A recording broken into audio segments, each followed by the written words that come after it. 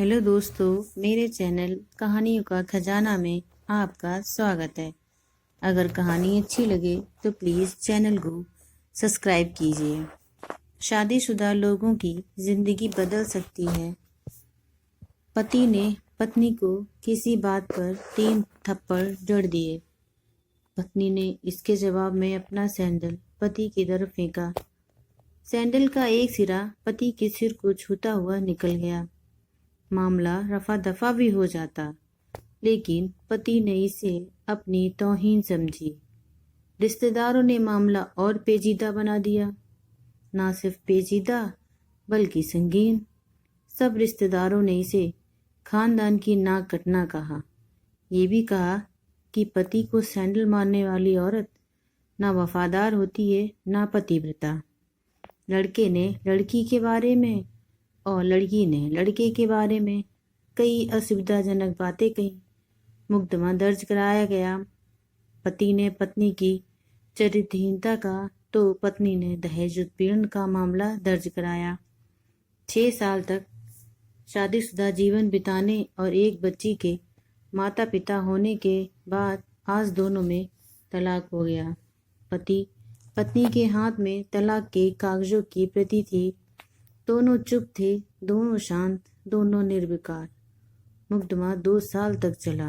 अंत में वही हुआ जो सब चाहते थे, यानी तलाक। ये महज इत्तेफाक ही था कि दोनों पक्षों के रिश्तेदार एक ही टी स्टॉल पर बैठे कोल्ड ड्रिंक्स लिया। ये भी महज इत्तेफाक ही था कि तलाकशुदा पति पत्नी एक ही मेज के आमने सामने जा बैठे। लकड़ी की बेंच और वे दोनों। कांग्रेचुलेशन, आप जो चाहते थे वही हुआ। स्त्री ने कहा, तुम्हें भी बधाई, तुमने भी तो तलाक देकर जीत हासिल की। पुरुष बोला, तलाक क्या जीत का प्रतीक होता है? स्त्री ने पूछा, तुम बताओ। पुरुष के पूछने पर स्त्री ने जवाब नहीं दिया। वो चुपचाप बैठी रही। फिर बोली, तुमने मुझे चरित्रहीन कहा था। अच्छा हुआ अब तुम्हारा चरित्रहीन स्त्री से पीछा छूटा।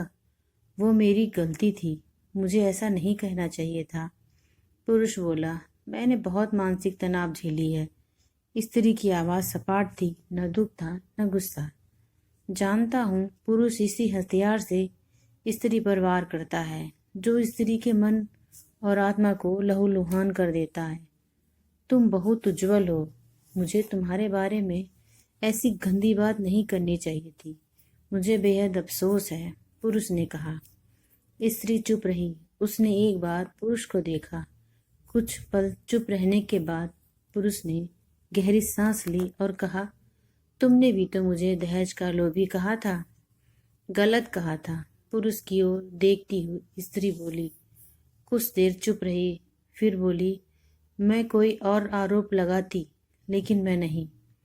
प्लास्टिक के कप में चाय आ गई। स्त्री ने चाय उठाई।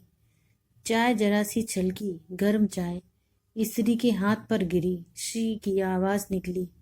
पुरुष के गले से उसी क्षण ओह की आवाज़ निकली। स्त्री ने पुरुष को देखा। पुरुष स्त्री को देखे जा रहा था। तुम्हारा कमर दर्द कैसा है? ऐसा ही है, कभी बुबराल तो कभी कॉम्बी फ्लेम।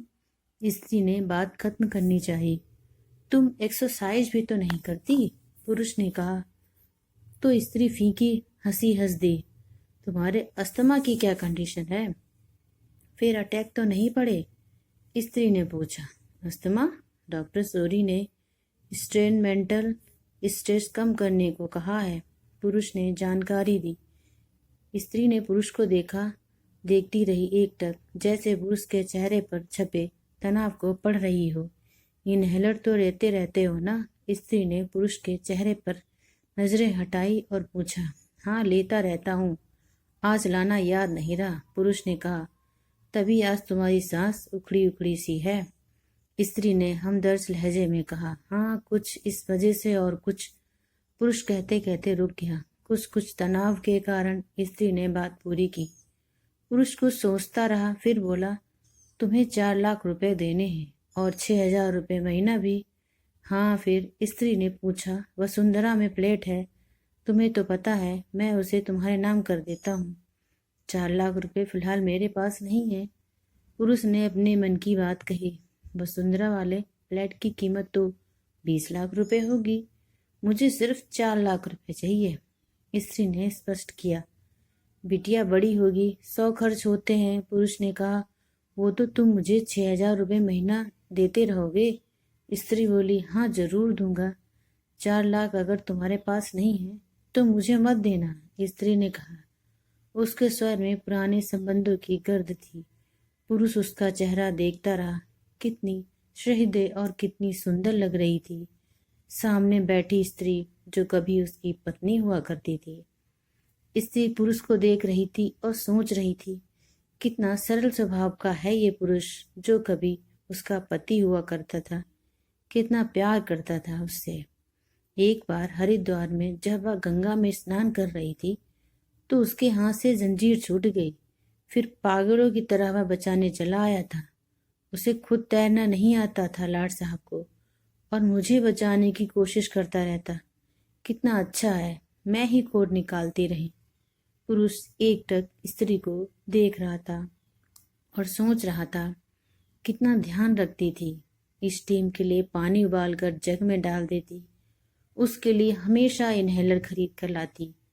सेरेटाइड अक्यूहेलर बहुत महंगा था। हर महीने कंजूसी करती, पैसे बचाती और अक्यूहेलर खरीद लाती। दूसरों की बीमारी की कौन परवाह करता था, ये करती थी परवाह। कभी जाहिर भी नहीं होने देती थी। कितनी संवेदना थी इसमें।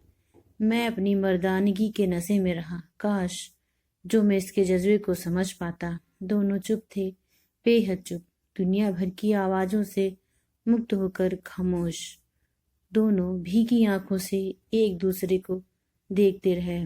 मुझे एक बात कहनी है, उसकी आवाज में झिझक थी। कहो, स्त्री ने सजल आंखों से उसे देखता। डरता हूँ, पुरुष ने कहा। डरो मत, हो सकता है तुम्हारी बात मेरे मन की बात हो, स्त्री ने कहा। तुम बहुत याद आती रही, पुरुष बोला। तुम भी, स्त्री ने कहा। मैं तुम्हें अब भी प्रेम करता हूँ। मैं भी, स्त्री ने कहा। दोनों की आंखें कुछ ज्यादा ही सजल हो गईं। दोनों की आवाज जज्बाती और चेहरे मासूम। क्या हम दोनों जीवन को नया मोड़ दे सकते हैं, पुरुष ने पूछा। कौन सा मोड़? हम फिर से साथ साथ रहने लगे, एक साथ, पति पत्नी बनकर, बहुत अच्छे दोस्त बनकर। ये पेपर, स्त्री ने पूछा। फाड़ देते हैं, पुरुष ने कहा, और अपने हाथ से तलाक के कागजात फाड़ दिए। फिर स्त्री ने भी अब वही किया। दोनों उठ खड़े हुए, एक दूसरे के हाथ में हाथ डालकर मुस्कुराए। दोनों पक्षों के रिश्तेदार हैरान परेशान थे। दोनों पति पत्नी हाथ में हाथ डाले घर की तरफ चल पड़े। घर जो सिर्फ और सिर्फ पति पत्नी का था। Thank you.